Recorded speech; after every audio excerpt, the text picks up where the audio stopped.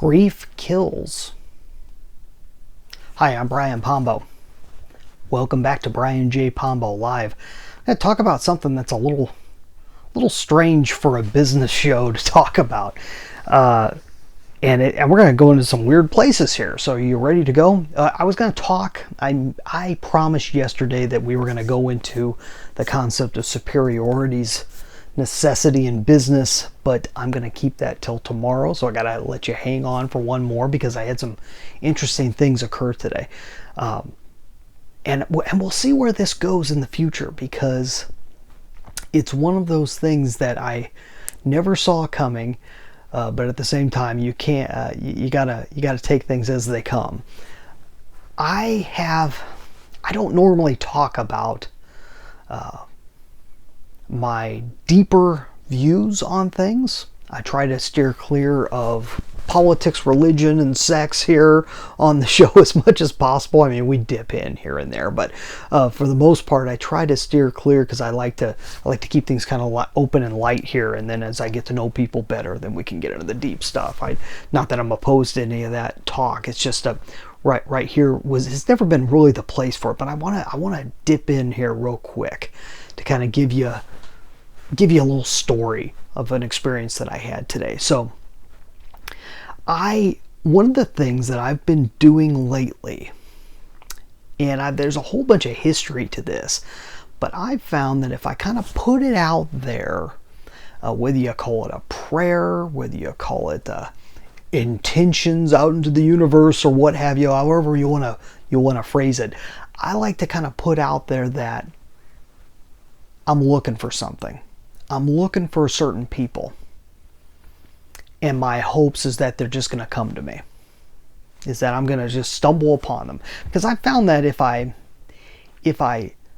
try too hard to look for something, it won't happen. If I put too much willpower into something, it won't happen.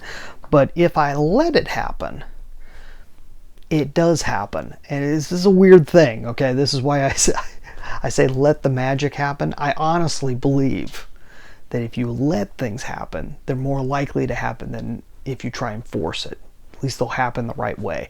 So see if you get what I'm catching here. So I kind of put out there that I'm looking for certain conversations to have with people.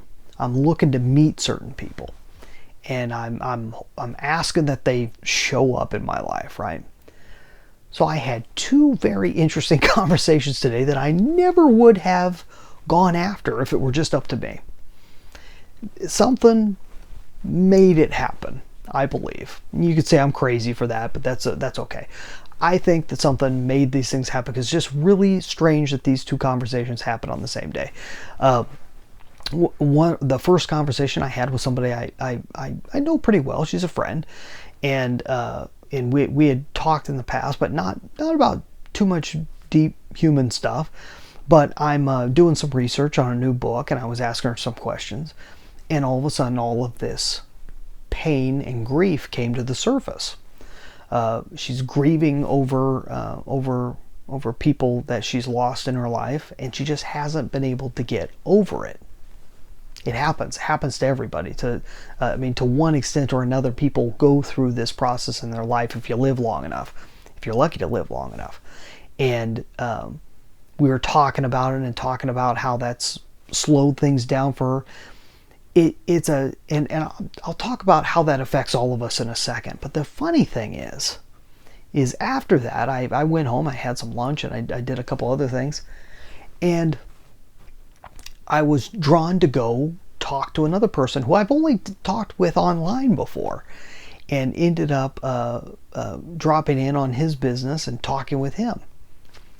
He had the same issue. We're just talking just randomly about his business, and he brings it up about how he lost someone close to him, and how it's been this big heavy burden that's held him back and kept him from doing all the things. You can tell it's kept him from doing all the things he knows he's capable of doing. And it didn't even occur to me until later in the day. I'm going, wow, these are both the same issues. These are both two issues that I wasn't asking to confront. I wasn't hoping to find people with these issues. I certainly don't have a crystal ball or a magic answer for these people. But at the same time, I thought it'd be something I'd bring up here, because the same issue caused a very similar, even though one person had people that had died in years past, another person, a few people that had died more recently, but the same thing was occurring, where it creates, when you're in a frame of mind of grief, when you're grieving somebody, you're at a point where no creativity can move forward. Everything just kind of stops, and it kills your life. The people who are already dead, the memories of the people that are already dead, literally are killing you. They're pulling you down. It's not the people's fault, I don't think. It's somehow it's the way we handle a sad situation. So somebody dying, that it happens.